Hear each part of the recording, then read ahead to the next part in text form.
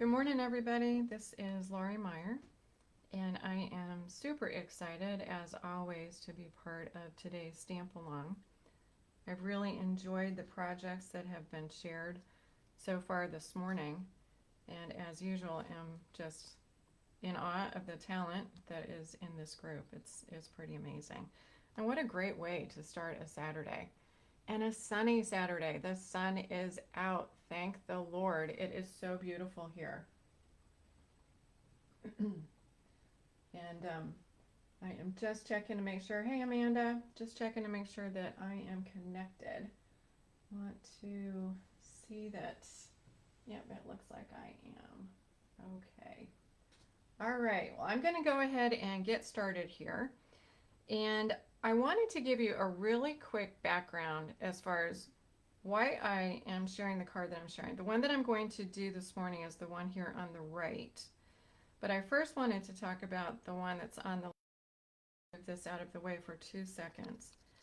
And if you haven't had a chance to look at the most recent North Carolina Demos blog hop, you really need to, because there was a card style that Tony Campana shared with us. It's a vertical easel card. Blew my mind, and her card is gorgeous. It is absolutely gorgeous, and I decided that I needed to case it. So I did. I cased the design, and this is what the vertical easel card does, and I'm sure many of you are familiar with it. But rather than being horizontal and lying flat on the table like this, the vertical easel card will stand, and it will stand up, and it gives you just an incredible, has a really neat little element on the front that is, it looks like it's floating on the point on the triangle. I shared this design with many stampers that I know in a stamp club that I have. They went completely crazy. So Tony, thank you so much for getting us on the bandwagon of the vertical easel cards.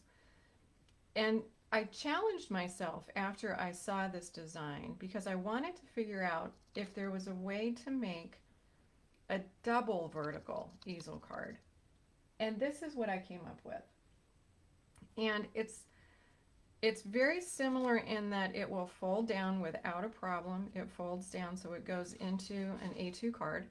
It is an A2 size when it's all flat, 5.5 by 4.25.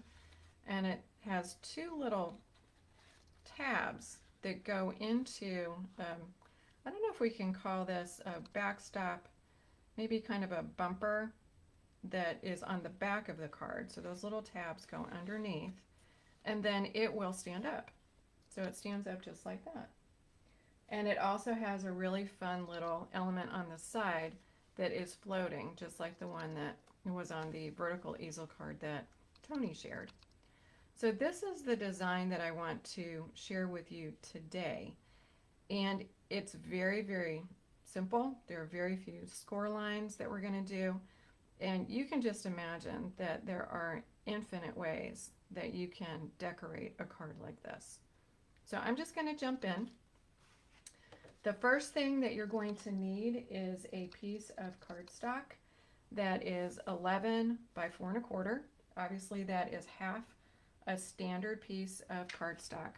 I am using thick basic white, and I'm going to stick that into my scoring board, and obviously I've put it in the 11-inch side is one that I can read on the ruler. I am going to make 3 score lines on this end, and then I'm going to repeat the score lines on the other end. The score lines are at 1/4 inch, 1.5, and 2 3/4. And let me just go ahead and do that. So I've got 1/4 inch. I always do the little itty bitty score lines pretty slowly when they're not very wide. So I've got my 1/4 inch. I'm going over to 1.5 inches, and then 2 3/4. And I'll just go over that 2 3/4 and 1.5 inches again. And I could do the measurements from the other side, but I'm going to be lazy. I haven't had enough coffee yet this morning. So I'm just going to turn this around, and I'm going to do the exact same thing on this side. So 1/4 inch, 1.5, 2 3/4. And again, holding that paper as tight up against the edge as I can on that 1/4 inch and just taking my time. I always find that these are the trickiest ones to do. All right, so 1.5 and 2 3/4. And again, I'm just going to give that a little bit more of a score.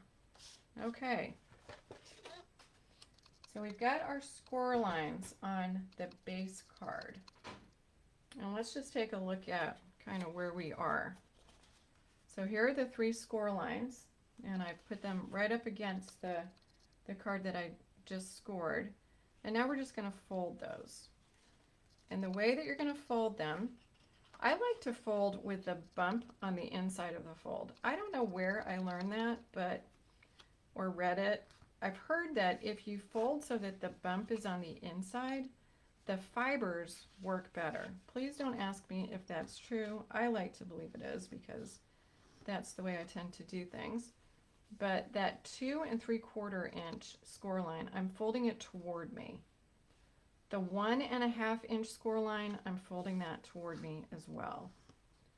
And then the 1/4 inch is going to be that little tab. And that needs to come back toward me. And this is where you have to sort of convince the side that it really needs to cooperate with you, because there's not an awful lot of paper on that 1/4 inch. So if you're patient, and then just give that a nice little burnish. So what we have now is one side of that vertical easel.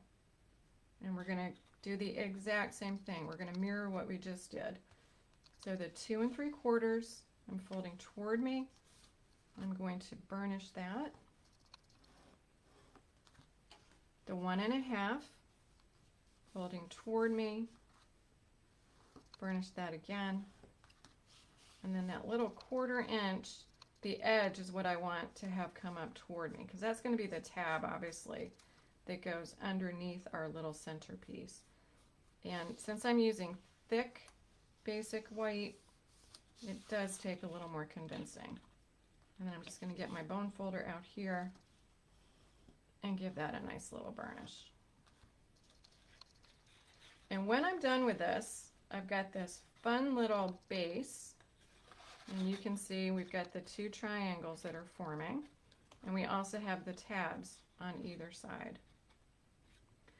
So when I did this, I wanted to make sure that I had 5.5 inches between the final score lines for the vertical pieces. And that's why I brought each side in 2 3/4, 2 3/4. So that left me 5.5.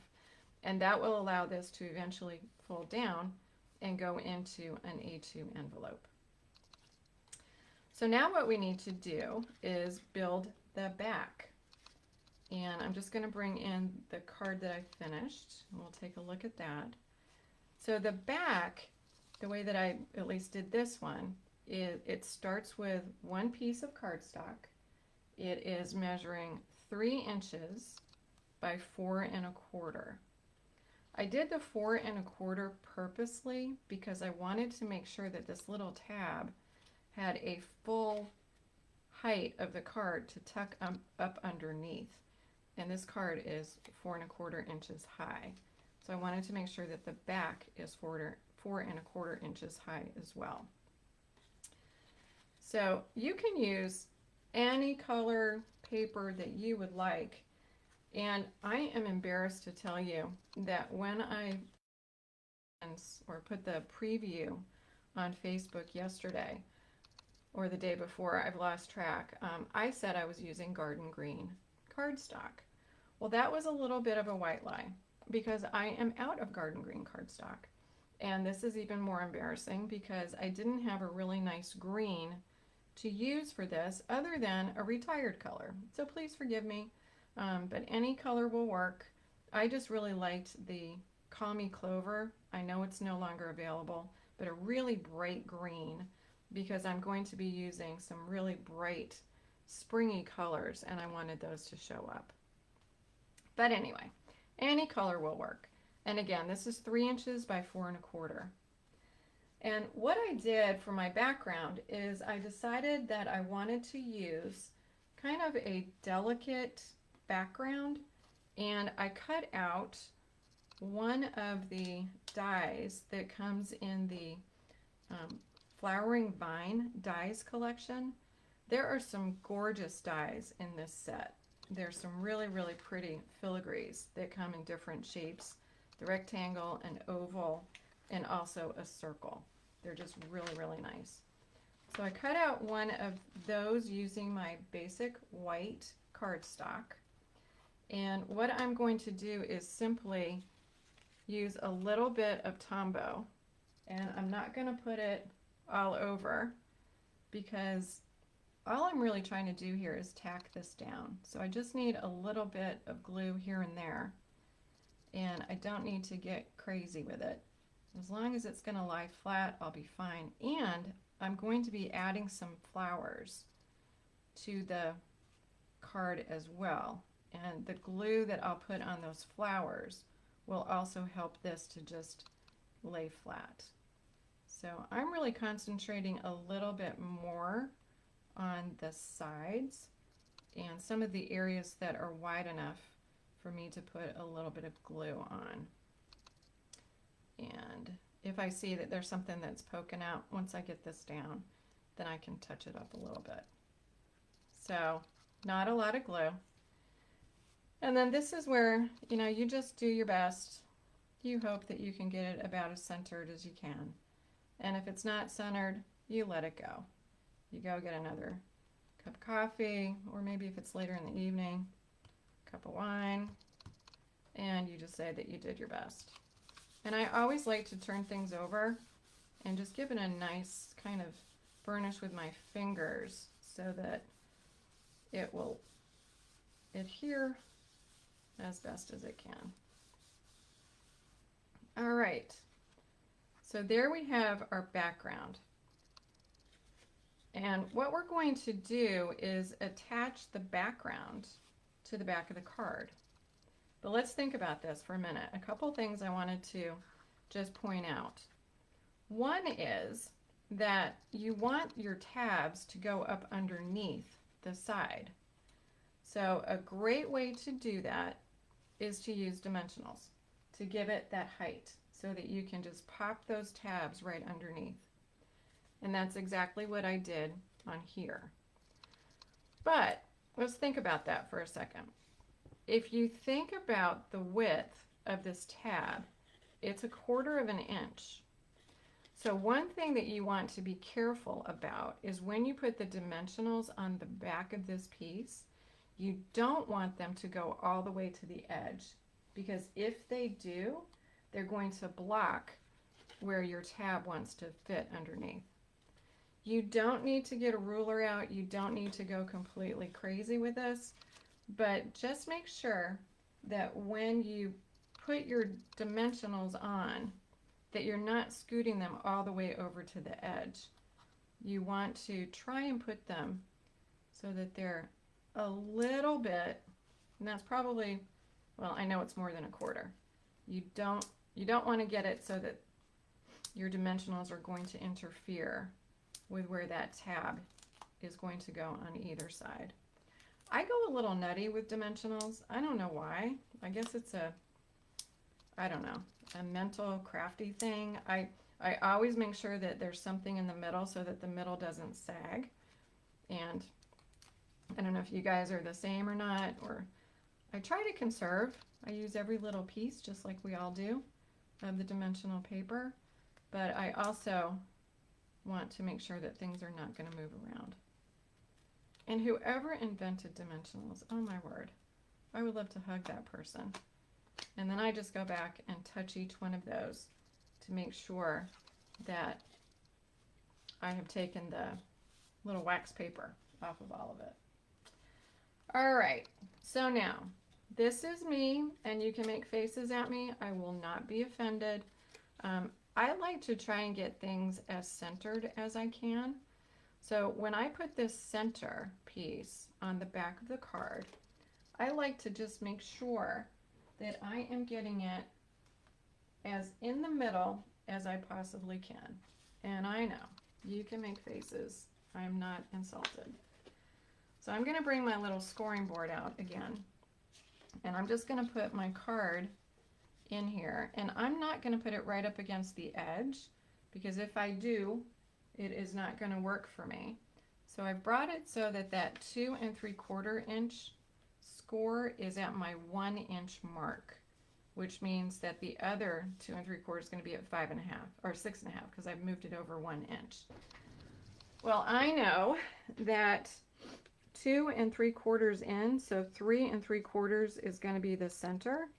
And I can see I've got a center on this. I have a little point in that filigree. So if I kind of lay this down, then that's about as centered as it's going to get. And I know that's probably a little persnickety, but if you like to get things centered, that's just a good way to do it. And if you don't have a design that gives you the center, each of these sides is going to be 1 1/4 inch in. So you can just make sure that you've got it 1 1/4 inch. And then you can give that a nice little press. And look, we have our little base card.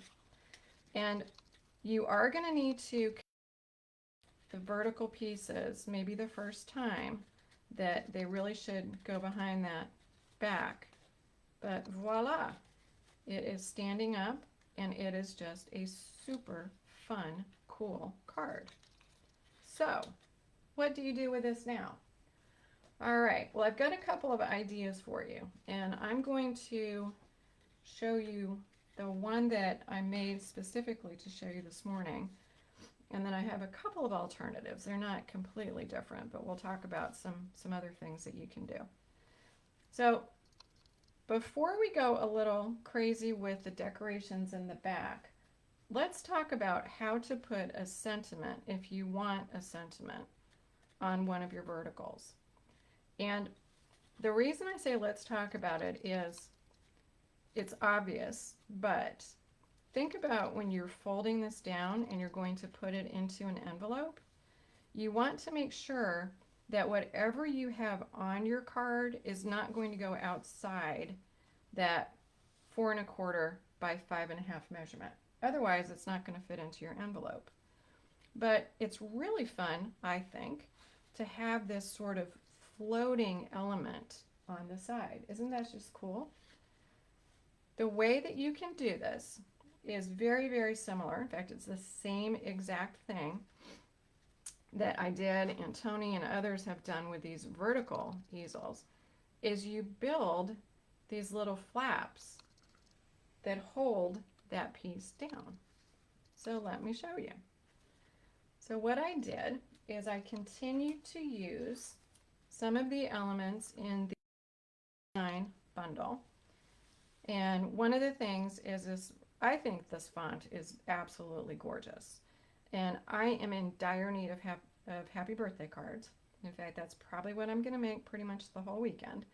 So I thought this happy birthday was perfect. And when you couple that stamp with, yep, here we go again, one of the dies from the stitched rectangle dies. This is one that I used. You can see that I cut out the happy birthday. And by the way, this is stamped in Magenta Madness. And I just cut that out. It is the perfect size to put on that vertical easel. And it will work incredibly well when it's folded. And then what I did to make the little pieces that are going to hold this together, I just got out a punch, sort of randomly. I happened upon this scallop punch. So I got out my scallop punch, and I punched out 2 of the scallop pieces. This does not need to be circular. It can be a different shape. It's really up to you. So I've got my 2 pieces. I'm going to grab my happy birthday, and we're going to attach the happy birthday to this vertical piece so that when it stands up, it looks like it's floating. It's kind of like a teeter-totter. That's a great way to describe it. And all you're going to do, whatever your shape is, and again, you don't need to be completely perfect on this. It is not the point. Take your little pieces, circles, squares, whatever you've got. You could even just cut some scraps of paper, and you're going to fold them in half, give them a good burnish, and then kind of eyeball where you want your sentiment to be. You know, it can be anywhere. One thing I do suggest is if you're going to put a lot of bling on your sentiment piece that you're going to float, I don't suggest that you put it on the top, and the reason is it might be a little top heavy and it could cause some issues with your card standing up. So I'm going to just sort of mimic what I already did and put it about there. And I say about because at the end of the day, it really doesn't matter. And then what I'm going to do is on these little pieces that I have folded, I'm going to attach them to the vertical part. So I'm paying attention to where that score line is, and I'm just going to put that pretty close to the score line. I want to see the score line. I don't want this to cover the score line because I want this piece to be on the same part of the easel. I want it to not get caught up on that point. I don't want it to be right on the top. And I just glued it down so that this is opening. It's almost like a little butterfly with one of the wings attached to the card. I'm a righty, so I'm going to flip this around, and I'm going to attach the other one, and I'm going to put that right next to the one that I first put down. And what I'm going to do here is, again, I'm not going to put this on the top of that score line. I'm going on the other side, and I'm just going to put that piece right down here and try to, you know, get it as close to lined up as I can. So this is what it looks like when it's attached. I'm going to bring that back the way that I want it oriented. And the next thing I want to do is attach my sentiment. And again, let's think about this. We want this to float. So we don't want to put any glue on the sides. In fact, we don't want to put glue on this piece. We're going to put glue on the two pieces that we already have attached. And that's how we're going to get sort of a moving mechanism on here. And you don't need a lot. You just need a kind of a little dab of glue. And then forgive me if I get my head right in the center. Take your sentiment and make sure that when you put that sentiment down that you can see the side of your card, or if you want to get it really up close to the side of your card, that's fine. And also make sure that you can see that tab. That way you're going to know that you've got plenty of room to deal with. All right.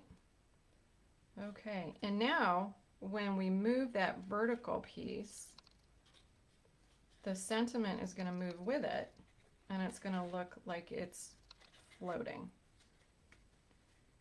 And you know, think about this. Let's just think about this for a second. You could put many different sentiments or stamped images, die cuts, whatever you want on the side, and just have a really, really nice design.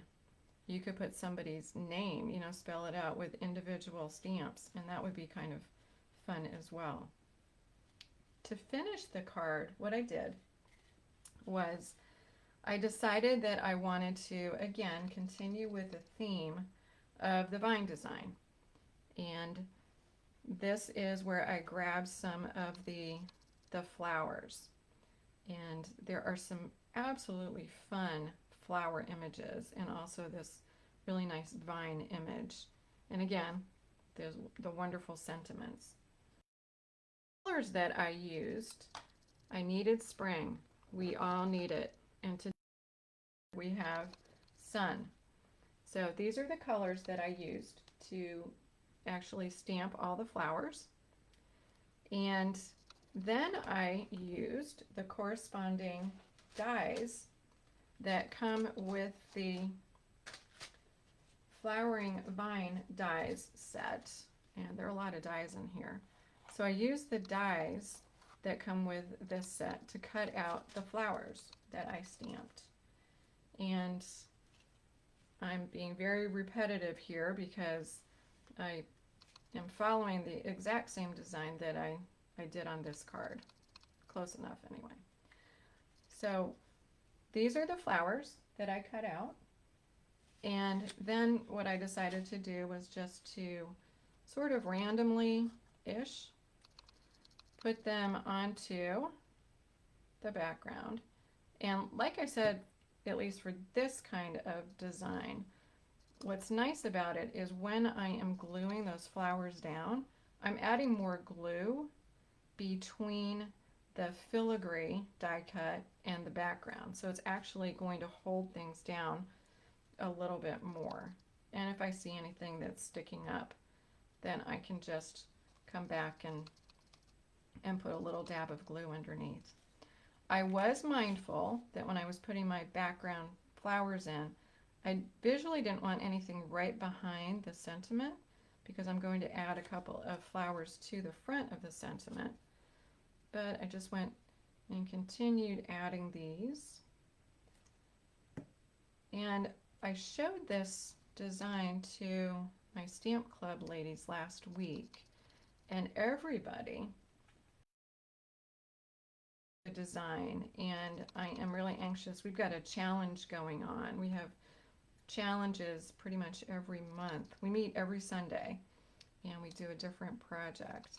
And then whatever the projects are that we have going on for that month become part of the challenge. And whoever wins the challenge gets a prize. So I am anxious to see all the gorgeous designs that everybody has been coming up with because it's pretty infinite. You know, you could put words here, you could use designer series paper, you could put designer series paper on the vertical pieces and just really get them kind of blinged up. Now what I'm doing is I'm just adding a little bit of bling to my sentiment. And one thing I will say is be careful where you put the glue. You don't want the glue to go outside the piece that you're adding because you don't want your sentiment to stick to the card when you fold it down.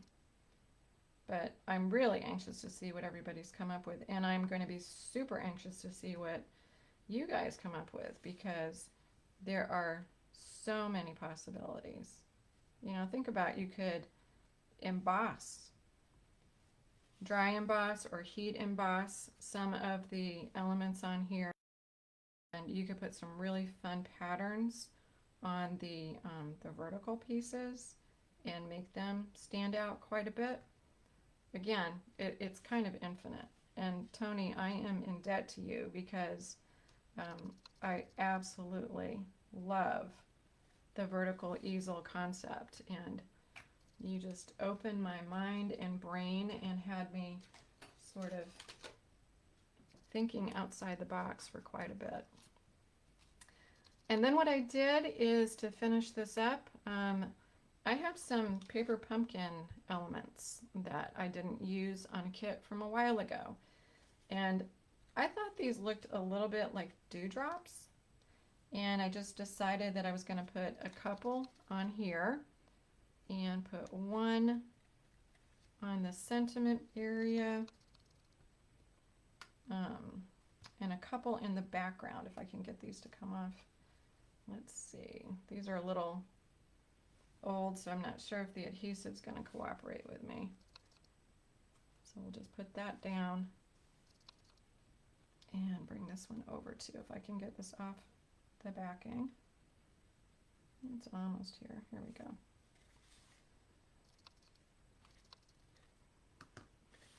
So this is very, very similar to this card. I sort of cheated as I was talking and I looked over where I'd put the flowers.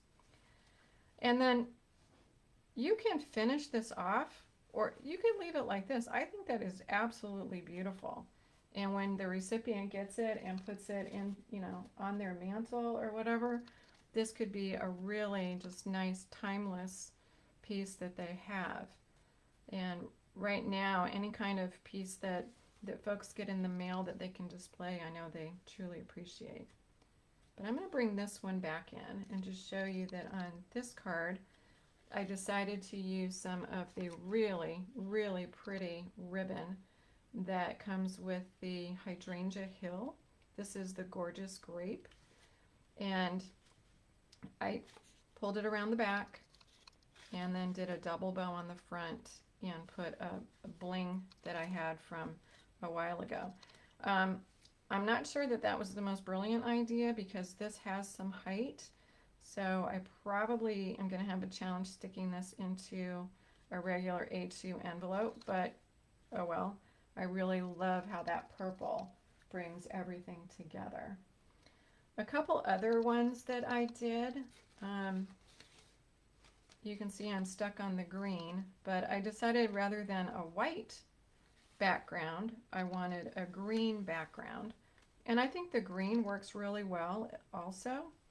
I will say that if you do the green or another color, to think about what color tabs you put behind that floating piece. You're going to see the vertical piece more than you're going to see the back of your sentiment.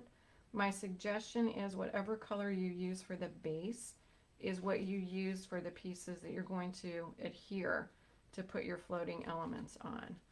But I thought that was really pretty, and I did have some leftover ribbon from a while back. And I wanted to play around with where the ribbon could go, you know, on the inside of the vertical, on the outside of the vertical, just very different ways of doing it. I haven't finished this one yet, but this is another one of these, so this is ready to go. And then I haven't finished this either, but this is just another idea to throw out. And it's more on the dies that come with the flowering vine set. This was a piece of white, and I used my alcohol markers to just color that in and thought that that could be a really interesting background. And again, I haven't finished this one. But there you have it. Very, very simple background base card that gives you two verticals that you can work with. And you know, the possibilities on this are absolutely endless, and I am so excited that I hope you will try this and share what you make, because I think you are going to find that you really like this design, and it's just something, to me anyway, something a little bit different. Your customers, your friends and relatives, I think, will enjoy it as well. So thank you so much for stamping with me this morning. As always, I've had a fabulous time, and I know that Carolyn will be coming along a little bit later this morning to show us her project. And as she always does, I know it's going to be fantastic. And I believe she will be on at 12:45. And Martinette has a recording that she will share, or maybe has already posted, and we can all enjoy that as well. So again, thank you so much. I hope you have a fabulous rest of your day and weekend, and enjoy the sunshine. We all need it. See you soon. Bye-bye.